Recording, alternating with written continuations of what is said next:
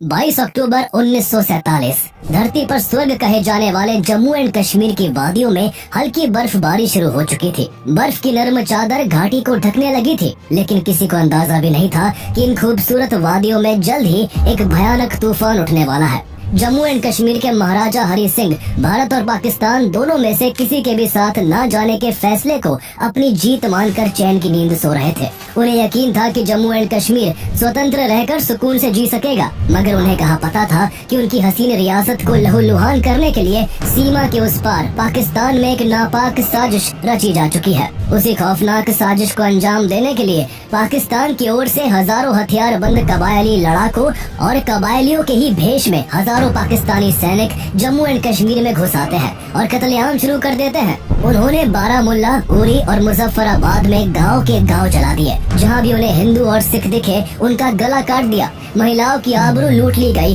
खौफ का ऐसा माहौल था कि कबायलियों के हाथ लगने से पहले करीब 400 महिलाओं ने अपनी इज्जत बचाने के लिए कुएं में कूदकर अपनी जान दे दी। हरि सिंह का स्वतंत्र रहने का सपना चकनाचूर हो गया था। अपनी रियासत को जलते और लोगों को कटते देख उन्होंने जम्मू एंड कश्मीर का भारत में विलय कर दिया।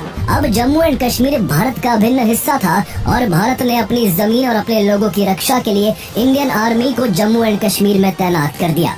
इसी के साथ भारत और पाकिस्तान के बीच पहली वॉर शुरू हो जाती है।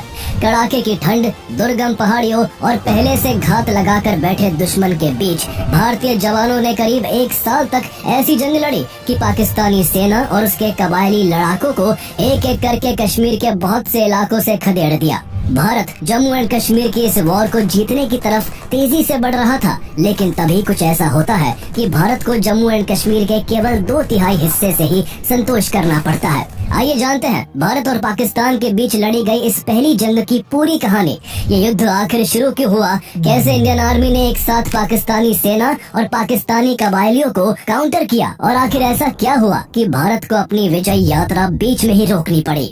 For the princely state of Jammu and Kashmir, ruled by the Dogra king Hari Singh, the worst was yet to come. The first attack on independent India took place. An attack on Kashmir by Pashtun tribesmen mobilized by Pakistan.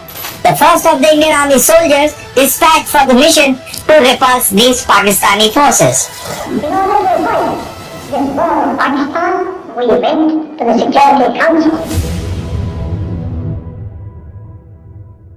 1947 Bharat के इतिहास का वो साल था जब भारत ने आजादी की सांस तो ली, लेकिन उस सांस में बंटवारे का दर्द घुला हुआ था।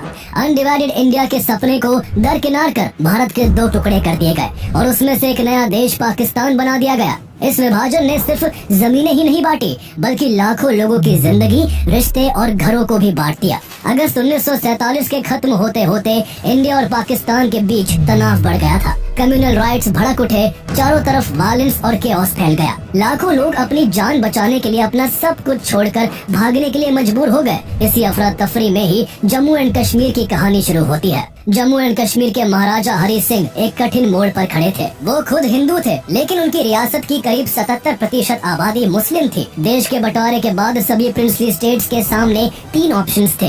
पहला, भारत में शामिल होना, दूसरा, पाकिस्तान का हिस्सा बनना और तीसरा, एक इंडिपेंडेंट स्टेट बनकर रहना। हरि सिंह ने यहाँ तीसरे ऑप्शन को चुनकर जम्मू एंड कश्मीर को एक इंडिपेंडेंट स्टेट बनाए रखने का फैसला किया। उन्होंने 12 अगस्त 1947 को भारत और पाकिस्तान के साथ स्टैंड स्टिल एग्रीमेंट का प्रस्ताव रखा। भारत ने इस एग्रीमेंट पर विचार करने के लिए कुछ वक्त मांगा, लेकिन पाकिस्तान ने इसे तुरंत एक्सेप्ट कर लिया। पाकिस्तान इस तरह जम्मू एंड कश्मीर का दोस्त बनने का नाटक कर रहा था, जबकि असल में उसकी नीयत कुछ और ही थी। पाकिस्तान की नजरें गिद्ध की तरह कश्मीर पर टिकी हुई थी। वो किसी भी कीमत पर उसे कब्जाना चाहता था। जिन्ना को ये गुमान भी था कि मुस्लिम मेजोरिटी वाला कश्मीर उनकी 2 नेशन थ्योरी को मानेगा और वहाँ के लोग खुद ब खुद पाकिस्तान में शामिल हो जाएंगे, लेकिन उनका ये भ्रम जल्द ही टूट गया। हुआ कुछ यूँ कि उसी दौरान मोहम्मद अली जिन्ना फेफड़ों की गंभीर बीमारी से जूझ रहे थे और डॉक्टर्स ने उन्हें कुछ दिन साफ हवा में आराम करने को कहा था। जिन्ना को इसके लिए धरती का स्वर्ग कहे जाने वाले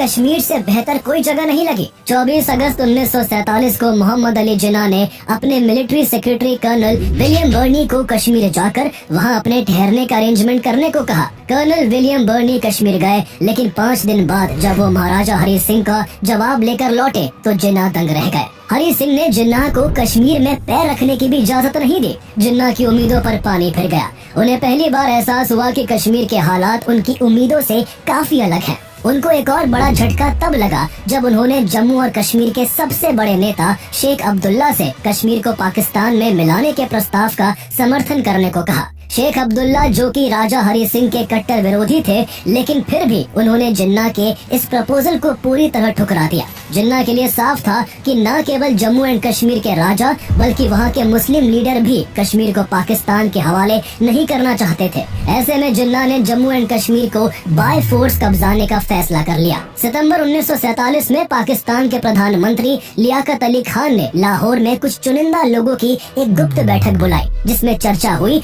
कि आखिर महाराजा हरी सिंह को जम्मू एंड कश्मीर के पाकिस्तान में मर्जर के लिए कैसे मजबूर किया जाए। बैठक में पहले कश्मीर पर सीधे हमले का सुझाव आया, लेकिन पाकिस्तानी सेना हिंदुस्तान के साथ सीधी जंग लड़ने का जोखिम मोल लेने को तैयार नहीं थी। इसलिए दो और रास्तों पर विचार किया गया। पहला प्लान था कश्मीर की मुस्लिम आबादी को विद्रोह के लिए भड़काकर महाराजा के खिलाफ खड़ा करना। दूसरा प्लान था कबायली लड़ाकों को पैसे, हथियार और ट्रेनिंग देकर कश्मीर पर हमला करने के लिए भेजना। इस प्लान के पीछे सोच ये थी कि कबायलियों के जरिए हमला करने से पाकिस्तान पर इल्जाम भी नहीं आएगा और कश्मीर में दंगे फसाद और हिंसा भी फैल जाएगी, जिससे महाराजा हरी सिंह घबराकर पाकिस्तान में विलय के लिए मजबूर हो जाएंगे। लियाकत अली खान को ये योजना बहुत पसंद आई और उन्होंने तुरंत इसे आगे बढ़ाने की मंजूरी दे दी। इसके बाद पाकिस्तान में जम्मू एंड कश्मीर को फोर्सफुली कैप्चर करने के लिए ऑपरेशन गुलमर्ग की प्लानिंग शुरू हो गई। पाकिस्तान आर्मी ने कश्मीर पर हमले के लिए 20 ट्राइबल लश्कर तैयार किए। हर लश्कर में 1000 पश्तून ट्राइब्समैन थे। इन फाइटर्स को बन्नू, वाना, पेशावर, कोहत, थाल और नौशेरा में ट्रेन किया जा रहा था। ट्रेनिंग पूरी होने के बाद 18 अक्टूबर तक ये सभी अबोटाबाद में गैदर होकर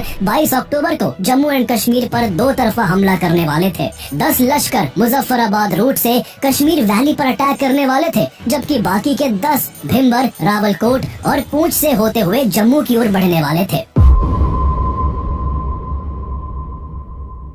उस समय भारत और पाकिस्तान दोनों सेनाओं के commander in chief British officers थे। पाकिस्तान की तरफ से जनरल फ्रैंक मैसर्वी और भारत की तरफ से जनरल रॉबर्ट लॉकहार्ट थे। दोनों अंग्रेज थे और दोनों में दोस्ती थी, इसलिए मोहम्मद अली जिन्ना को डर था कि उनकी कश्मीर पर हमले की साजिश के बारे में अगर मैसर्वी को पता चल गया तो बात कहीं लॉकहार्ट तक न पहुंच जाए। इसलिए उन्होंने अपनी सेना के commander in chief general Frank Messervy को लंदन भेज दिया। लेकिन किसी तरह इस हमले से पहले इस प्लानिंग की खबर एक इंडियन ऑफिसर मेजर ओएस कालकट को लग जाती है। वो पाकिस्तान की इस नापाक साजिश की जानकारी अपने सीनियर ऑफिसर्स और डिफेंस मिनिस्ट्री तक पहुंचाते हैं, लेकिन हैरानी की बात ये थी कि कोई उनकी बातों पर भरोसा नहीं करता। जल्द ही मेजर ओएस कालकट की जानकारी सही साबित हुई और 22 अक्टूबर 1947 को पाकिस्तान ने हजारों कबायली लड़ाकों के जरिए जम्मू एंड कश्मीर पर हमला बोल दिया। कश्मीर में घुसते ही हथियारों से लैस कबायलियों ने तांडव मचाना शुरू कर दिया। उन्होंने यहाँ हिंदुओं और सिखों के घरों में भारी लूटपाट की।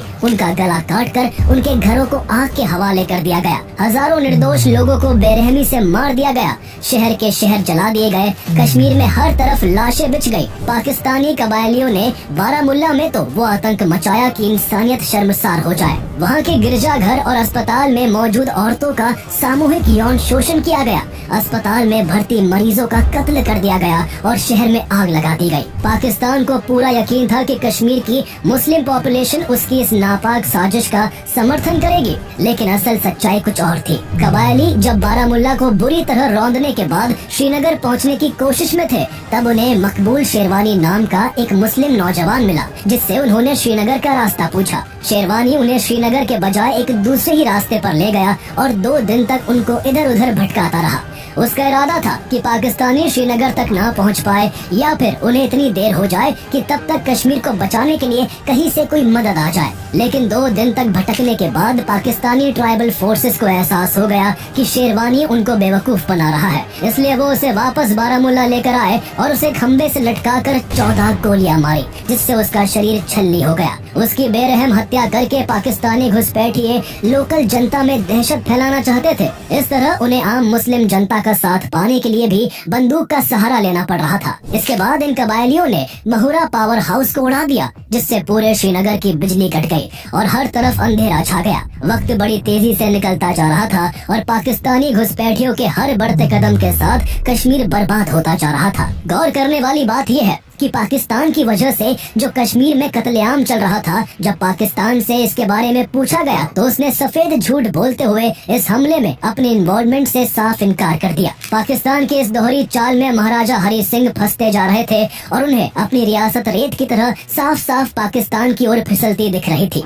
ऐसे में उन्हें अपने राज्य को बचाने के लिए भारत की याद आई। आखिरकार उन्होंने भारत से मदद की गुहार लगाई। कश्मीर को जलता देख भारत भी कश्मीर की मदद करना चाहता था, लेकिन दिक्कत ये थी, भारत इस मामले में तब तक कुछ नहीं कर सकता था जब तक आधिकारिक रूप से जम्मू एंड कश्मीर भारत का हिस्सा नहीं बन जाता। पाकिस्तानी आर्मी भी कबायलियों के साथ मिलकर जम्मू एंड कश्मीर पर लगातार तेज हमला कर रही थी और हरी सिंह के पास भारत की मदद के अलावा अब कोई ऑप्शन नहीं था। इसलिए 26 अक्टूबर 1947 को महाराजा हरी सिंह ने इंस्ट्रूमेंट ऑफ एक्सेशन पर दस्तखत कर दिए और इसके साथ ही जम्मू एंड कश्मीर आधिकारिक रूप से भारत का हिस्सा बन गया। इसके बाद इंडियन आर्म फोर्सेस तुरंत हरकत में आ गई और अगले ही दिन कश्मीर की ओर निकल पड़ी। 27 अक्टूबर 1947 की सुबह भारतीय सेना ने कश्मीर की रक्षा के लिए ऑपरेशन जाग शुरू किया। इस मिशन का नेतृत्व लेफ्टिनेंट कर्नल दीवान रंजीत राय कर रहे थे और उनके नेतृत्व में 1 सिख बटालियन को गुड़गांव से श्रीनगर एयरलिफ्ट कर दिया गया। सुबह 5 बजे 4 डकोटा प्लेन्स दिल्ली के सफदरजंग एयरपोर्ट से उड़े और 3.5 घंटे बाद सुबह के 8:30 बजे श्रीनगर पहुंच गए। श्रीनगर पहुंचते ही लेफ्टिनेंट कर्नल दीवान रंजीत राय की अगुवाई में इंडियन आर्मी ने बारामुल्ला में मोर्चा संभाला और कबायलियों पर कहर बनकर टूट पड़े। उनकी कंपनी ने पाकिस्तानी कबायलियों और पाकिस्तानी सैनिकों को रोकने के लिए जबरदस्त काउंटर अटैक किया, लेकिन यहाँ 4000 से भी ज्यादा पाकिस्तानी सोल्जर्स और ट्राइबल इन्फिल्ट्रेटर्स मौजूद थे, इसलिए उन्हें भी यहाँ एक जबरदस्त प्रतिरोध का सामना करना पड़ा। लेफ्टिनेंट कर्नल दीवान रंजीत राय ने अपने जवानों को हौसला देते हुए कई दिनों तक दुश्मन को उलझा रखा और आगे बढ़ने से रोके रखा। बारामुल्ला में इंडियन आर्मी की स्थिति को मजबूत करने के बाद उन्होंने श्रीनगर की ओर अपना ध्यान शिफ्ट किया, लेकिन इसी बीच दुश्मन की एक गोली उनकी गर्दन में लग गई और लेफ्टिनेंट कर्नल दीवान रंजीत राय वीरगति को प्राप्त हो गए। आगे चलकर उनके अदम्य साहस और देश की खातिर सर्वोच्च बलिदान के लिए महावीर चक्र देकर उनका ऑनर किया गया। वो इस सम्मान को पाने वाले पहले इंडियन सोल्जर थे। इंडियन आर्मी ने इस जंग में अपनी ताकत बढ़ाने के लिए 31 अक्टूबर को HQ 161 ब्रिगेड को श्रीनगर एयरलिफ्ट कर दिया। साथ ही 3 पैरा राजपूत बटालियन और 1 मेहर MMG की कंपनी को पठानकोट से बाय रोड जम्मू भेजा गया। इसके अगले ही दिन 1 नवंबर को इंडियन आर्मी की कई बटालियंस को कश्मीर के अलग अलग हिस्सों में तैनात कर दिया गया। दुश्मन के आक्रमण की गति को धीमा करने के बाद 3 नवंबर की सुबह बड़गाम में 4 कुमाऊं रेजिमेंट की 3 कंपनीज पेट्रोल ड्यूटी पर भेजी गई, जिसमें मेजर सोमनाथ शर्मा की D कंपनी भी शामिल थी। जब उनकी कंपनी बड़गाम पहुंची तो अचानक यहाँ के घरों से उनके ऊपर गोलीबारी शुरू हो गई। इससे पहले कि वो इससे संभल पाते, गुलमर्ग की दिशा में 700 ट्राइबल इन्फिल्ट्रेटर्स का एक बड़ा लश्कर बड़गाम पहुंच गया। मेजर सोमनाथ शर्मा और उनकी कंपनी के जवान चारों ओर से दुश्मनों से घिर चुके थे। स्थिति इतनी नाजुक थी कि इंडियन सोल्जर के मुकाबले यहाँ 7 गुना ज्यादा दुश्मन थे जो भारतीय सेना पर अंधाधुंध गोलीबारी कर रहे थे। इसके बावजूद मेजर सोमनाथ शर्मा ने बिना डरे दुश्मन का सामना करना जारी रखा और अपनी कंपनी का हौसला बढ़ाते हुए कहा, भले ही हम संख्या में कम हैं, लेकिन हम यहाँ से 1 इंच भी पीछे नहीं हटेंगे। हम अपने देश की खातिर अपनी आखिरी सांस तक लड़ते रहेंगे। उनकी मदद के लिए 1 कुमाऊं की एक कंपनी भी बड़गाम की ओर आगे बढ़ी, लेकिन मेजर सोमनाथ शर्मा को मदद के इंतजार में बैठे रहना मंजूर नहीं था। उन्होंने अपने साथी जवानों के साथ मिलकर इस खूनी संघर्ष में 200 से ज्यादा दुश्मनों को मार गिराया। इतनी भारी कैजुअलिटीज के कारण पाकिस्तानी ट्राइबल्स का मोमेंटम टूट गया। बड़गाम की इस लड़ाई ने इंडियन आर्मी को रीइंफोर्समेंट्स भेजने के लिए जरूरी समय दिला दिया और दुश्मन का श्रीनगर पर कब्जे का सपना चकनाचूर कर दिया। लेकिन इस भीषण लड़ाई में मेजर सोमनाथ शर्मा बड़गाम की रक्षा करते करते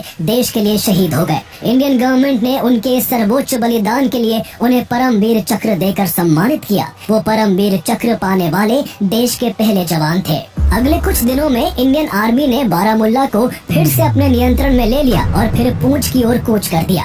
भारतीय जवान किसी तरह पूंछ तक पहुंचने में सफल तो रहे, लेकिन वहां दुश्मन की घेराबंदी को पूरी तरह से हटा नहीं सके। कोतली में भी इंडियन आर्मी की संख्या बहुत कम थी, इसलिए उन्हें कोतली को खाली करना पड़ा। हालांकि भारतीय सेना 13 नवंबर 1947 तक उरी को रिकैप्चर करने में सफल रही, जिससे श्रीनगर पर मंडरा रहा खतरा पूरी तरह से टल गया। रॉयल इंडियन एयरफोर्स ने भी बारामुल्ला मुजफ्फराबाद रोड पर दुश्मन पर लगातार हवाई हमले करके उसको पीछे हटने को मजबूर किया। शुरुआती दौर में ही ऑपरेशन जैक की सफलता ने कश्मीर पर पाकिस्तान के कब्जे के सपने को पूरी तरह से तोड़ दिया था, लेकिन ये बस एक शुरुआत थी। जम्मू एंड कश्मीर के कई क्षेत्रों में अब भी पाकिस्तानी सैनिकों और कबाइलों का कब्जा था और इन्हें उनसे फ्री करने के लिए कई मोर्चों पर भयानक युद्ध जारी था। इस बीच सबसे बुरा हाल मीरपुर का था। 25 नवंबर 1947 तक मीरपुर को अपने कब्जे में करने के बाद पाकिस्तान आर्मी और कबाइलियों ने यहाँ एक बड़े मैसेकर को अंजाम दिया। यहाँ उन्होंने हजारों हिंदुओं का नरसंहार किया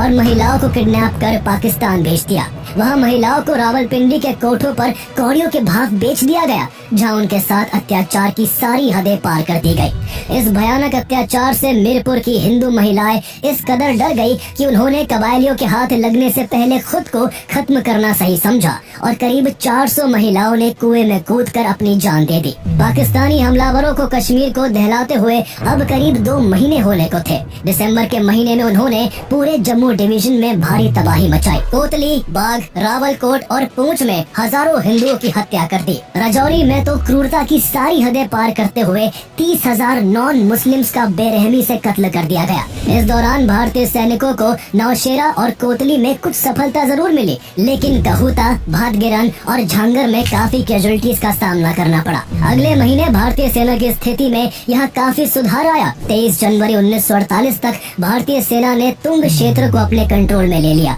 इसके बाद ठंडा पानी में तावी नदी पार कर आगे बढ़ने की योजना बनाई गई, लेकिन जैसे ही भारतीय सेना 25 जनवरी की सुबह सियोत और पॉइंट 2502 की ओर बढ़ी, उन्हें दुश्मन की ओर से भारी गोलीबारी का सामना करना पड़ा। इससे भारतीय सेना को कुछ देर के लिए पीछे हटना पड़ा, लेकिन पीछे हटते हुए भी उन्होंने दुश्मन को करारा जवाब दिया और करीब 100 पाकिस्तानी सैनिकों को मार गिराया।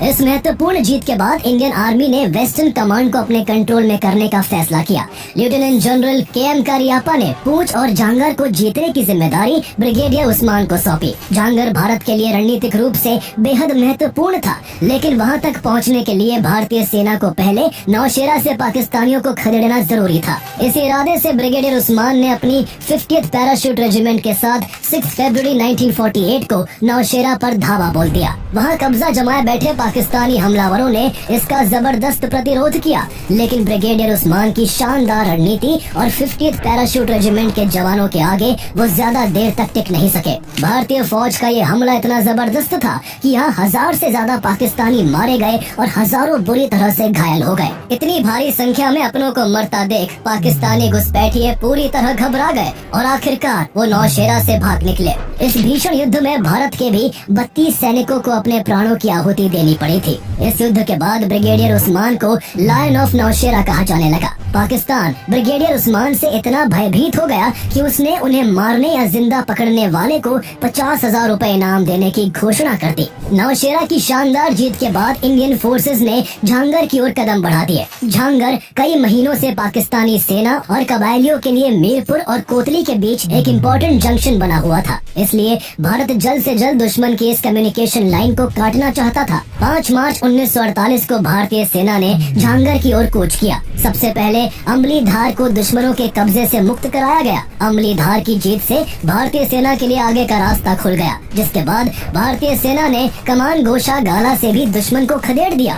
मगर असली चुनौती अभी बाकी थी। झांगर पर सीधा हमला करना बेहद जोखिम भरा था, इसलिए भारतीय सेना ने झांगर को दुश्मनों के चंगुल से मुक्त कराने के लिए ऑपरेशन विजय की शुरुआत कर इस अभियान को 2 फेजेस में बांट दिया। पहले फेज में भारतीय सेना की 19 ब्रिगेड को पॉइंट 3327 और पॉइंट 3283 जैसी ऊंचाइयों पर कब्जा जमाने का जिम्मा सौंपा गया, जिसमें 1 राजपूत, 4 डोगरा, 1 कुमाऊं और अन्य सैन्य टुकड़ियों ने नाका गैप से आगे बढ़ते हुए दुश्मनों के ठिकानों पर धावा बोल दिया। दूसरे फेज के जरिए 50 पैरा ब्रिगेड को झांगर और कुछ जरूरी पॉइंट्स को कैप्चर करना था, जिसका नेतृत्व खुद ब्रिगेडियर उस्मान कर रहे थे, जो अपने साथियों के साथ पहले ही नौशेरा में पाकिस्तानियों को धूल चटा चुके चुके थे। झांगर तक पहुंचने के लिए भारतीय सैनिकों को पहाड़ों के बीच बेहद सावधानी से आगे बढ़ना पड़ रहा था। इसी बीच पाकिस्तानी सैनिक जो यहाँ पहले से ही जमे बैठे थे, उन्होंने भारतीय सैनिकों की मौजूदगी भांप ली और तुरंत गोलीबारी शुरू कर दी। जल्द ही यहाँ दोनों तरफ से भीषण लड़ाई छिड़ गई।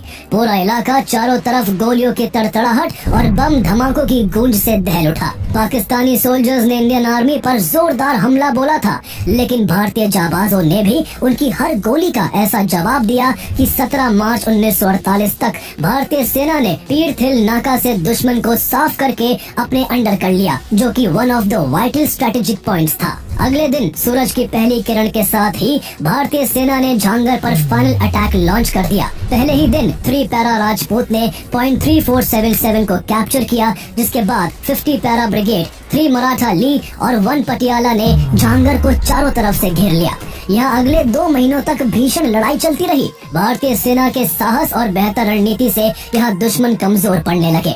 भारतीय सेना चिंगास, राजौरी और थाना मंडी में अपना जीत का परचम लहरा चुकी थी। दूसरी तरफ 19 और 80 ब्रिगेड्स ने छावा ब्रिज और सदावत सामानी क्षेत्र में भी पाकिस्तानियों को एक और बुरी हार दे दी थी, जिससे जम्मू नौशेरा लाइन पूरी तरह सुरक्षित हो गई। लेकिन झांगर में हालात अब भी तनावपूर्ण बने हुए थे। दुश्मन रह रहकर हमले कर रहा था। देखते ही देखते जुलाई का महीना आ गया। 3 जुलाई 1948 की शाम ब्रिगेडियर उस्मान अपनी ब्रिगेड के साथ आगे की रणनीति पर काम कर रहे थे। तभी दुश्मनों ने अचानक से उनके कैंप पर 25 पाउंडर शेल से भीषण हमला कर दिया। हमला इतना तेज और अचानक से हुआ था कि उन्हें संभलने का मौका नहीं मिल पाया और वो शहीद हो गए। मरणोपरांत भारत सरकार ने अपने इस बहादुर ऑफिसर का सम्मान महावीर चक्र देकर किया था। अपने कमांडर की मौत से भारतीय सेना गुस्से से भर गई और घायल शेर की तरह पाकिस्तानियों पर टूट पड़ी। नतीजा ये हुआ कि जुलाई खत्म होते होते झांगर को पूरी तरह आजाद करवा लिया गया।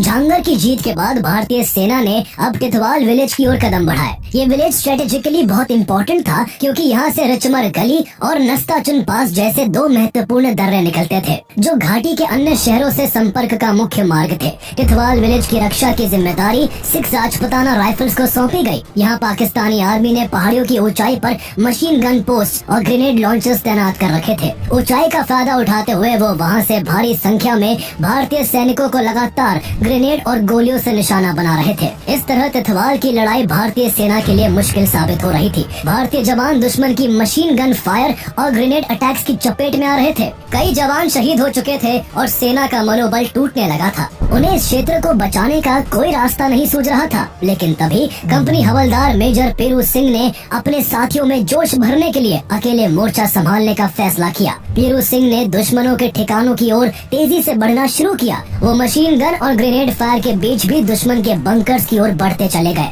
और बीच बीच में दुश्मन पर ग्रेनेड से हमला करते रहे। एक के बाद एक उन्होंने कई पाकिस्तानी पोस्ट को तबाह कर दिया। बदले में पाकिस्तानियों ने भी उनके ऊपर एक ग्रेनेड फेंका, जो उनके चेहरे पर आकर फटा। पीरू सिंह बुरी तरह घायल हो गए और उनका चेहरा लहूलुहान हो गया। इसके बावजूद वो पीछे हटने के बजाय एक और ग्रेनेड लेकर दुश्मनों की ट्रेंच में कूद पड़े और 2 पाकिस्तानी सोल्जर्स को मौत के घाट उतार दिया। हालांकि इसी दौरान दुश्मन की एक गोली मेजर पीरू सिंह के सिर में आ लगी। ये उनकी बहादुरी ही थी कि मौत के उस पल में भी उन्होंने एक ग्रेनेड एक और पाकिस्तानी ट्रेंच में फेंक दिया था। पीरू सिंह कई पाकिस्तानी फाइटर्स को मौत की नींद सुलाकर वीर गति को प्राप्त हो गए। पीरू सिंह की वीरता ने उनकी बटालियन के साथियों को रीग्रुप और ऑर्गेनाइज होने का बहुमूल्य समय दे दिया। इंडियन आर्मी ने रीग्रुप होकर दुश्मनों पर भीषण हमला किया और तिथवाल विलेज को दुश्मनों से पूरी तरह मुक्त कर दिया। भारत सरकार ने मेजर पीरू सिंह के निस्वार्थ बलिदान का सम्मान मरणोपरांत परमवीर चक्र देकर किया। सदर्न फ्रंट पर जब इंडियन आर्मी ने जोरदार सफलता हासिल की, उसी दौरान नदर्न जम्मू एंड कश्मीर को भी पाकिस्तानियों से छुड़ाने की लड़ाई लड़ी जा रही थी। लेकिन ये राह इतनी आसान नहीं थी। पाकिस्तानियों का कंट्रोल सदर्न एरिया की तुलना में जम्मू एंड कश्मीर के नदर्न एरियाज में ज्यादा था। नदर्न एरियाज में पाकिस्तान को लोकल मुस्लिम आबादी को महाराजा के खिलाफ भड़काने में काफी सफलता मिल चुकी थी, जिससे वो इस एरिया पर आसानी से कब्जा करने में कामयाब रहा। यहाँ तक कि 1 नवंबर 1947 को गिलगित में major Brown, lieutenant Haidar Khan और सब मेजर बाबर खान ने गिलगित स्काउट्स के 100 सैनिकों के साथ महाराजा के खिलाफ कू कर दिया और पाकिस्तान से जा मिले। गिलगित के बाद स्कर्दू की सिचुएशन भी टेंस हो गई। वहाँ की जनता भी महाराजा के खिलाफ विद्रोह करने लगी और इससे पाकिस्तान को गुराइस, द्रास, कारगिल और लेह तक घुसपैठ करने का एक आसान रास्ता मिल गया। गिलगित पर पाकिस्तानी कब्जे के बाद नवंबर 1947 में लेफ्टिनेंट कर्नल शेर जंग थापा और उनकी 6 JNK इन्फेंट्री को स्कर्दू की रक्षा की जिम्मेदारी सौंपी गई। 3 दिसंबर 1947 को वो अपनी सैन्य टुकड़ी के साथ स्कर्दू पहुंचे और तुरंत मोर्चा संभाल लिया। यहाँ 285 भारतीय सैनिकों को 600 दुश्मन लड़ाकों का सामना करना पड़ रहा था, लेकिन इसके बावजूद शेर जंग थापा के कुशल नेतृत्व और अदम्य साहस ने पाकिस्तानी सेना को आगे बढ़ने का कोई मौका नहीं दिया। 11 फरवरी 1948 को पाकिस्तानी फोर्सेस ने स्कर्दू पर कब्जे के मकसद से एक जोरदार हमला किया। इस बार वो हजारों की संख्या में मॉडर्न वेपन से लैस थे। इसके बावजूद शेर जंग थापा और उनके साथियों ने कई महीनों तक स्कर्दू को पाकिस्तानी चंगुल से बचाए रखा, लेकिन 13 अगस्त 1948 को आखिरकार पाकिस्तान के संख्या बल और लगातार हमलों के कारण भारतीय सैनिकों को यहाँ अपनी पोजीशन गंवानी पड़ी। हालांकि इतनी कम संख्या में होते हुए भी भारतीय सैनिकों ने स्कर्दू में जिस तरह का अद्भुत साहस दिखाया था, वो उनके प्रतिरोध, बहादुरी और अटूट संकल्प की एक अमर गाथा बन गया। भारतीय सैनिकों के लिए नदर्न कश्मीर में हालात और भी गंभीर हो गए थे। लद्दाख वैली 10,000 से 15,000 फीट की ऊंचाई पर सिचुएटेड है और कुछ जगहों पर ये ऊंचाई 17,000 से 25,000 फीट तक होती है। भारत की ओर से लेह की रक्षा का जिम्मा डोगरा रेजिमेंट के कैप्टन पृथ्वी चंद और उनके कजिन कैप्टन कुशल चंद के नेतृत्व में 40 लाहौरी जवानों ने संभाला। मई 1948 तक सिचुएशन कंट्रोल में थी, लेकिन जैसे ही पाकिस्तानी हमलावरों ने कारगिल और द्रास पर कब्जा जमाकर लेह की ओर बढ़ना शुरू किया, भारत के लिए हालात बेहद गंभीर हो गए। अब लेह को बचाने का एकमात्र रास्ता इंडियन एयरफोर्स की ताकत का इस्तेमाल करना ही था। 24 मई 1948 को स्थिति की गंभीरता को देखते हुए मेजर जनरल थेमैया और एयर कॉमोडोर मेहर सिंह खुद लेह पहुंचे। दोनों ने मिलकर एयरक्राफ्ट को लेह की दुर्गम घाटी में उतारने का साहसिक फैसला लिया। जल्द ही इंडियन एयरफोर्स के कई एयरक्राफ्ट ने इस क्षेत्र में उड़ान भरना शुरू कर दिया और मात्र 2 हफ्तों में 24 गोरखा राइफल्स की एक पूरी कंपनी को एयरलिफ्ट करके लेह पहुंचाया। इससे पाकिस्तान फोर्सेस की लेह की ओर बढ़ती तेज चाल को रोक दिया गया और इस क्षेत्र को भारत के एक मजबूत अभेद्य किले में तब्दील कर दिया गया। इस पूरे अभियान में एयर कॉमोडोर मेहर सिंह और उनके 3 साथी पायलट्स ने अहम भूमिका निभाई थी। उनकी इंस्पिरेशनल लीडरशिप और करेजियस फ्लाइंग के लिए उन्हें महावीर चक्र से सम्मानित किया गया। लेकिन जैसे ही गर्मी का मौसम आया, पाकिस्तान फोर्सेस ने एक बार फिर से कारगिल और द्रास पर अपना शिकंजा कसना शुरू कर दिया। गिलगित स्काउट्स और पाकिस्तान फ्रंटियर राइफल्स के सैनिकों ने कारगिल के बुद्धिस्ट मंक्स का भयानक नरसंहार किया। गंजकर पादुम मोनेस्ट्री के प्रमुख लामा को गोली मार दी गई और लद्दाख के दूसरे सबसे बड़े मठ रंगदुम गोम्पा को पूरी तरह से नष्ट कर दिया। पाकिस्तान के इस बेरहम रवैये से पूरा इलाका दहल उठा।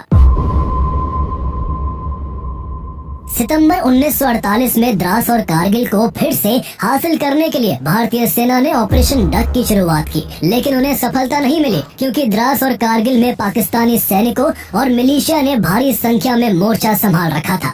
जोजिला पास की दुर्गम पहाड़ियां और वहां का कठिन रास्ता पाकिस्तानियों के फेवर में था, जिससे भारतीय सेना के लिए दुश्मन के ठिकानों पर लैंड और एयर दोनों से हमला करना लगभग नामुमकिन हो गया था। लेकिन ऐसी मुश्किल स्थिति में लेफ्टिनेंट जनरल KM कारियाप्पा ने इस युद्ध में एक नए रणनीतिक प्रयोग से पाकिस्तान को चौंकाने का फैसला किया। प्लान था हजारों किलो वजनी स्टुअर्ट टैंक को कच्चे रास्ते से पहाड़ों के ऊपर ले जाकर पाकिस्तानी सेना पर आक्रमण करना। KM कारियाप्पा ने पाकिस्तानियों को चकमा देने के लिए ऑपरेशन डक का कोड नाम बदलकर ऑपरेशन बाइसन कर दिया और जोजिला पास तक टैंकों को पहुंचाने की जिम्मेदारी जनरल थेमैया को सौंपी। इतनी ऊंचाई पर बसे दुश्मन ठिकानों तक भारतीय सेना का भारी भरकम टैंकों के साथ पहुंचना और वहां से पाकिस्तानी फोर्सेस को हटाना किसी भी तरह से आसान नहीं था। पाकिस्तानी सेना पूरी तरह से सतर्क थी और भारतीय सैनिकों की हर हरकत पर नजर रख रही थी। जोजिला पास तक टैंकों को ले जाने के लिए मद्रास इंजीनियरिंग ग्रुप की 2 कंपनियों ने दुर्गम रास्तों को तैयार किया। कमजोर लकड़ी के पुलों को मजबूत किया गया और सड़कों को भी बनाया गया। टैंक्स की ट्यूरेट्स को अलग करके उन्हें ट्रंकों में छिपा कर ले जाया गया। रात के अंधेरे में पाकिस्तानी सेना की नजरों से बचते हुए ये टैंक्स जोजिला पास तक पहुंचा दिए गए। अब तक यहाँ का तापमान -20 डिग्री सेल्सियस तक गिर चुका था। इस भीषण ठंड में भी भारतीय सेना ने 1 नवंबर 1948 को जोजिला पास पर आर्मर के 25 पाउंडर रेजिमेंट्स और 3.7 इंच गन्स रेजिमेंट के साथ एक जबरदस्त सरप्राइज अटैक कर दिया। इस हमले में उनका साथ देने के लिए इंडियन एयरफोर्स के फाइटर प्लेन्स भी आसमान में गश्त कर रहे थे, जो किसी भी समय पाकिस्तानियों पर कहर बरपाने को तैयार थे। जब पाकिस्तानियों ने इंडियन आर्मी के टैंक्स और फाइटर प्लेन्स को एक साथ देखा तो उनके होश उड़ गए। उन्हें अपनी आंखों पर यकीन नहीं हो रहा था कि भारतीय सेना ने इतने भारी भरकम टैंकों को बर्फ से ढके 11,553 फीट ऊंचे पहाड़ों पर आखिर कैसे पहुंचाया। अगले 2 हफ्तों तक भारतीय सेना और पाकिस्तानी सेना के बीच यहाँ घमासान युद्ध जारी रहा।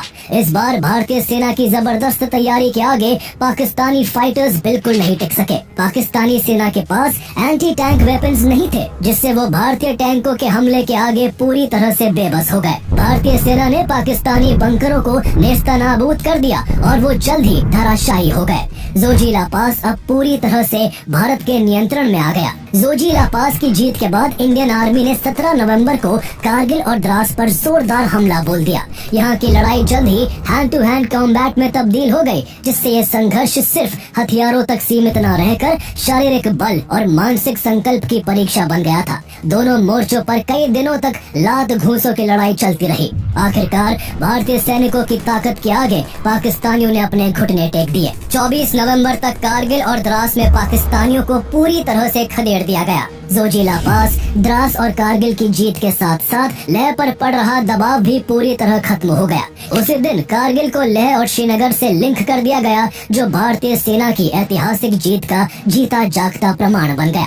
1947 और 48 इंडो पाक वॉर की ये कुछ अंतिम महत्वपूर्ण घटनाएं थी। इस युद्ध में भारतीय सेना के 1104 जवान शहीद हुए और 3154 सैनिक घायल हुए, जबकि पाकिस्तानी सेना के 6000 से अधिक सैनिक मारे गए और 14000 से ज्यादा घायल हुए। युद्ध की शुरुआत में ज्योग्राफिकल डिस्टेंस, खराब रोडवे और लिमिटेड एयर पावर के कारण भारतीय सेना को रिटेलिएशन में कुछ देरी जरूर हुई, लेकिन भारतीय फौज ने अपनी mental and physical resilience, commitment, bravery और बेटर वॉर स्ट्रेटेजी से पाकिस्तान के सैनिकों और कबायलियों से एक साथ भिड़कर उन्हें जम्मू एंड कश्मीर के एक बहुत बड़े पोर्शन से उल्टे पांव लौटने पर मजबूर कर दिया था। भारतीय फौज इस युद्ध की पूरी जीत की तरफ बढ़ ही रही थी कि तभी कुछ ऐसा होता है जिससे कश्मीर का मुद्दा ऐसा उलझता है कि वो आज तक नहीं सुलझ सका। जब जम्मू एंड कश्मीर में घमासान युद्ध छिड़ा हुआ था, तब दिल्ली में भी काफी हलचल हो रही थी। युद्ध लगातार खिंचता जा रहा था। दूर दूर तक शांति की कोई उम्मीद नहीं दिखाई दे रही थी। ऐसे में भारत के वाइसरॉय लॉर्ड माउंटबेटन ने युद्ध की गंभीरता को समझते हुए प्राइम मिनिस्टर जवाहरलाल नेहरू को इस मुद्दे को यूनाइटेड नेशंस यानी यूएन में ले जाने की सलाह दी। हालांकि सरदार वल्लभ भाई पटेल ऐसा नहीं चाहते थे। उनका मानना था कि कश्मीर भारत का इंटरनल मैटर है और इसमें विदेशी देशों का हस्तक्षेप भारत के विरोध में भी जा सकता है। इसलिए उन्होंने प्रधानमंत्री जवाहरलाल नेहरू को इस मुद्दे को यूएन में ले जाने से काफी रोका, लेकिन नेहरू सरदार पटेल की बात को नजरअंदाज कर देते हैं और 1 जनवरी 1948 को इस मामले को यूनाइटेड नेशंस में ले जाते हैं। उन्होंने यूएन में ये तर्क दिया कि महाराजा हरि सिंह ने 26 अक्टूबर 1947 को इंस्ट्रूमेंट ऑफ एक्सेशन पर हस्ताक्षर कर भारत में विलय स्वीकार कर लिया था, जिससे अब जम्मू एंड कश्मीर कानूनी रूप से इंडिया का इंटीग्रल पार्ट है। पर चूंकि पाकिस्तानी इन्फिल्ट्रेटर्स अवैध रूप से इसके कुछ हिस्से पर कब्जा कर चुके हैं, इसलिए यूनाइटेड नेशंस को इस मामले में हस्तक्षेप कर पाकिस्तान को जल्द से जल्द जम्मू एंड कश्मीर खाली करने का आदेश देना चाहिए। जवाहरलाल नेहरू को उम्मीद थी कि यूनाइटेड नेशंस भारत के पक्ष में फैसला लेगा, लेकिन यूएन में भारत का ये कदम एक बड़ी कूटनीतिक भूल साबित हुआ। यूएन ने सबसे पहले इसे भारत द्वारा उठाया गया जम्मू एंड कश्मीर क्वेश्चन मानने के बजाय इसे इंडिया पाकिस्तान क्वेश्चन में बदल दिया। इससे भारत का मामला आंतरिक सुरक्षा का मुद्दा न रहकर दो देशों के बीच के विवाद में तब्दील हो गया, जिससे पाकिस्तान को इंटरनेशनल लेवल पर बराबरी का दर्जा मिल गया। ये जवाहरलाल नेहरू के लिए एक बड़ा सेटबैक था। 21 अप्रैल 1948 को यूएन ने रेजोल्यूशन 47 पारित किया, जिसमें कहा गया कि पाकिस्तान को पहले अपने सभी रेगुलर ट्रूप्स, इरेगुलर्स और ट्राइबल इन्वेडर्स को जम्मू एंड कश्मीर से हटाना होगा। साथ ही भारत से भी अपनी सैन्य ताकत को वहां कम करने की बात की गई। भारत लॉ एंड ऑर्डर को मेंटेन करने के लिए लिमिटेड फोर्सेस को जम्मू एंड कश्मीर में रख सकता था। इसके बाद रेजोल्यूशन 47 में कहा गया कि जब ये दोनों शर्तें पूरी हो जाएंगी तब वहां फेयर एंड फ्री प्लेबिसाइड कराया जाएगा, जिससे वहां की जनता तय करेगी कि जम्मू एंड कश्मीर भारत का हिस्सा बना रहेगा या पाकिस्तान में शामिल होगा। नवंबर 1948 में भारत और पाकिस्तान जनमत संग्रह पर सहमत हो गए, लेकिन पाकिस्तान ने यहाँ से अपने ट्रूप्स को कभी विड्रॉ ही नहीं किया। पाकिस्तान ने कश्मीर में अपनी सेना के साथ साथ कबायली लड़ाकों को तैनात रखा, जिस वजह से भारत ने भी साफ कर दिया कि जब तक पाकिस्तान अपनी सेना पूरी तरह से वापस नहीं बुलाएगा, प्लेबिसाइड संभव नहीं होगा। युद्ध के इस मोड़ पर 1 जनवरी 1949 को दोनों देशों ने युद्ध विराम पर सहमति जताई। सीज फायर लाइन वहीं पर तय की गई जहां उस वक्त दोनों देशों की सेनाओं ने अपनी अपनी पोजीशन कायम कर रखी थी। इससे भारत के हिस्से जम्मू एंड कश्मीर का केवल 65% हिस्सा ही आ सका, जबकि 35% हिस्सा पाकिस्तान के कब्जे में चला गया, जिसे पाकिस्तान ऑक्युपाइड कश्मीर यानी पीओके के नाम से जाना जाता है। सीज फायर लाइन को लाइन ऑफ कंट्रोल यानी LOC में तब्दील कर दिया गया। आगे चलकर पाकिस्तान ने इस मुद्दे को और अधिक उलझाने के लिए 1963 में पीओके के शाक्सगाम वैली का 5180 स्क्वायर किलोमीटर एरिया चाइना को सौंप कर इस विवाद को और भी उलझा दिया। कश्मीर मुद्दे को यूएन में ले जाने के कारण जवाहरलाल नेहरू को आज भी क्रिटिसाइज किया जाता है। इस युद्ध में भारतीय सेना लगातार सफलताएं हासिल कर रही थी और पाकिस्तान की पकड़ लगभग टूट चुकी थी, जिस वजह से काफी लोग आज भी ये मानते हैं कि अगर जवाहरलाल नेहरू इस मुद्दे को यूनाइटेड नेशंस में न ले जाते तो भारतीय सेना पूरी रफ्तार से आगे बढ़कर पाकिस्तानी सेना और कबायलियों को पीछे ढकेल देती और आज पूरा का पूरा जम्मू एंड कश्मीर भारत का होता।